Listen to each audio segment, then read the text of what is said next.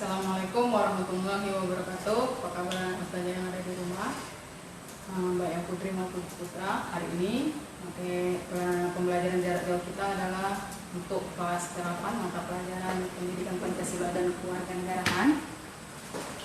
Jadi materi pada hari ini adalah tentang peraturan perundang-undangan dalam sistem hukum nasional.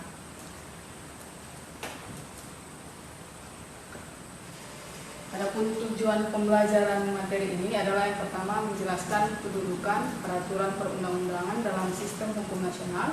Yang kedua adalah melaksanakan dan mempertahankan Undang-Undang Dasar Negara Republik Indonesia tahun 1945. Yang ketiga adalah menyusun laporan dan menyajikan hasil telaah tentang peraturan-peraturan yang dipercaya di dan tanggung jawab. Jadi sebelum saya mulai materinya secara ringkas, kita ucapkan dengan Bismillahirrahmanirrahim. Jadi peraturan perundang-undangan dalam sistem hukum nasional ini, hukum nasional kita yang tertinggi adalah Undang-Undang Dasar 1945. Jadi sebelum kita masuk ke undang-undang kemarin, kita masuk kepada pembukaan, yaitu yang terdiri dari 4 alinea.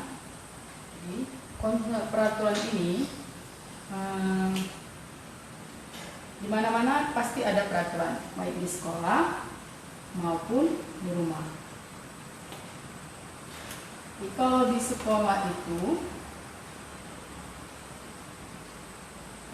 atau di rumah pasti ada peraturan, misalnya tentang tata tertib, bagaimana cara memakai seragam, atau tertib tentang bagaimana di dalam kelas, atau peraturan tentang tiket, peraturan tentang jadwal masuk sekolah, jam 7.15 wajib sudah masuk, atau jam 8 dikategorikan dengan terlambat. Itu adalah peraturan yang ada di sekolah. Kalau peraturan di rumah, misalnya jam 7.30 tidak boleh lagi keluar, artinya setiap anak yang ada di rumah tidak boleh lagi keluar malam hari. Itu adalah peraturan di rumah. Misalnya lagi adalah pembagian dari kerja kakak adik. Misalnya si kakak hari ini menyapu halaman, sementara si adik kerjanya hari ini adalah mencuci piring. Itu tetap dikategorikan dalam peraturan. Itulah hal-hal sekecilnya peraturan kita yang ada di dalam rumah. Kenapa kita perlu peraturan ini? Adalah untuk supaya menjaga ketertiban. Jadi begitu juga dengan bernegara. Negara juga butuh peraturan. Jadi peraturan dalam negara kita disebut dengan konstitusi. Di konstitusi ini ada dua hal. Yang pertama adalah tertulis. Konstitusi itu tertulis, ya, hukum tertulis.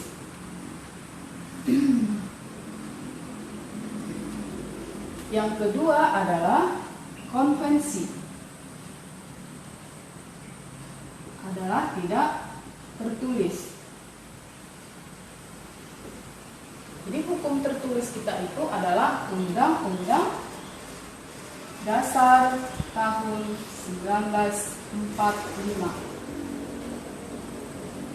Jadi yang terakhir itu adalah Undang-Undang Dasar tahun 1945 setelah amandemen, yaitu tepatnya tahun 1999 di amandemen. Yang tidak tertulis ini adalah misalnya contohnya pidato presiden. Jadi pidato presiden itu termasuk dalam konvensi. Jadi apa Undang-Undang Dasar ini 1945 ini memuat apa, hal-hal apakah yang terdapat dalam Undang-Undang Dasar 1945 ini? Yang pertama adalah berisi pola dasar kehidupan bernegara.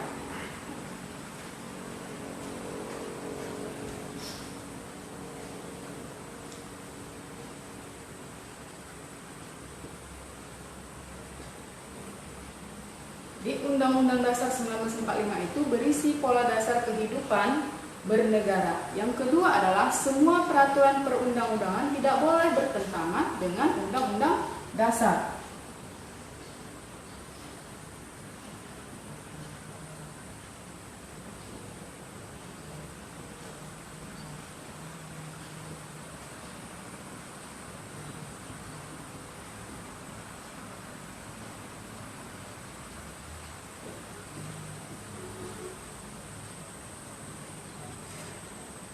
Dan yang terakhir adalah semua peraturan perundang-undangan Indonesia harus berpedoman pada Undang-Undang Dasar.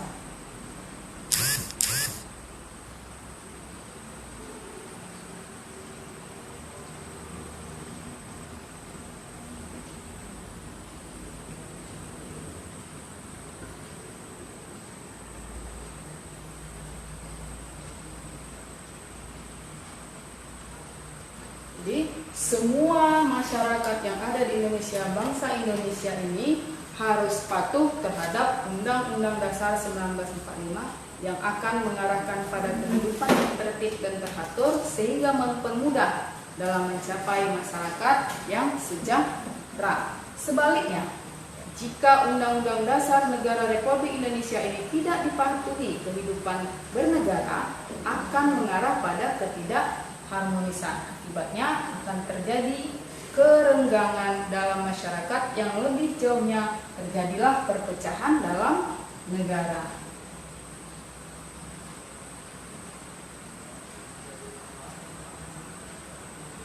Jadi bagaimana cara kita melaksanakan dan mempertahankan undang-undang ini, Undang-Undang Dasar 1945? Jadi kesepakatan dari dasar itu, Undang-Undang Dasar itu mengandung atas 5 butir. Jadi peraturan dari dalam melaksanakan perubahan Undang-Undang Dasar Republik Indonesia, ada kesepakatan dasar yang berkaitan dengan perubahan Undang-Undang Dasar Negara Republik Indonesia tahun 1945. Jadi kesepakatan dasar itu mengandung atas 5 butir. Yang pertama, tidak mengubah pembukaan. Yang kedua, tetap mempertahankan NKRI.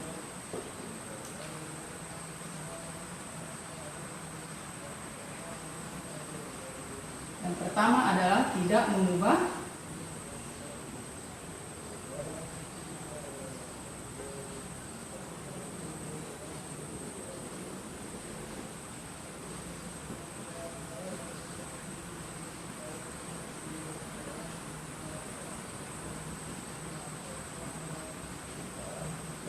adalah mempertahankan NKRI. Yang ketiga adalah mempertegas sistem pemerintahan presidensial. Yang keempat adalah penjelasan Undang-Undang Dasar 1945 ini yang memuat hal-hal normatif akan dimasukkan ke dalam pasal-pasal atau batang tubuh. Yang terakhir adalah melaksanakan perubahan dengan cara adendum. Jadi yang berhak dalam mengubah undang-undang ini adalah MPR sebagai lembaga yang berhak mengubah Undang-Undang Dasar Negara Republik Indonesia. Dan mereka, MPR ini, lembaga yang resminya mengubah undang-undang itu, tidak mengubah dari pembukaan Undang-Undang Dasar 1945.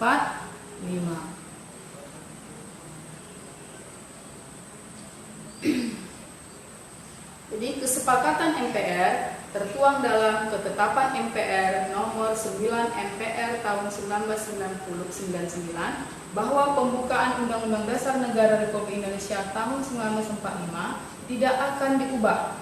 Alasannya adalah bahwa pembukaan Undang-Undang Dasar Negara Republik Indonesia memuat cita-cita bersama, memuat tujuan-tujuan yang biasa juga disebut sebagai falsafah kenegaraan atau Cita Negara sebagai wadah negara Republik Indonesia NKRI. Dalam Al-Quran dijelaskan bahwa sebagaimana hamba Allah karena taat kepada pemimpin atau pemerintah apabila kita menghendaki kebaikan. Sebagai pemimpin itu, selagi pemimpin itu tidak mengajak kita kepada kemaksiatan. Yang terdapat dalam surah An-Nisa ayat 59. Yang artinya, hai orang yang beriman, taatilah Allah, taatilah Rasul, dan ulil amri di antara kamu. Kemudian jika kamu berlainan pendapat tentang sesuatu, maka kembalikanlah ia kepada Allah atau Al-Quran dan Rasulnya atau sunnahnya. Jika kamu benar-benar mengimani Allah dari kemudian hari, yang demikian itu lebih utama atau lebih baik akibatnya. Jadi dalam surah An-Nisa ini dapat kita tarik hikmah yang relevan terhadap permasalahan kita yang terkait hari ini. Ada 4 hal, yaitu kita wajib berpegang kepada kitab dan sunnah, Al-Quran dan sunnah Rasul, supaya kita keluar dari fitnah. Yang kedua adalah sikap seorang mukmin terhadap fitnah. Yang ketiga adalah kewajiban mematuhi pemimpin atau pemerintah. Yang keempat adalah mendengar dan patuh selain maksiat. Jadi kita tidak boleh, kita harus patuh kepada pemerintah selama tidak bertentangan dengan Al-Quran dan hadis. Jadi mungkin itu saja yang saya bisa sampaikan. Saya akhiri dengan lafaz hamdalah. Alhamdulillahirabbil alamin. Assalamualaikum warahmatullahi wabarakatuh.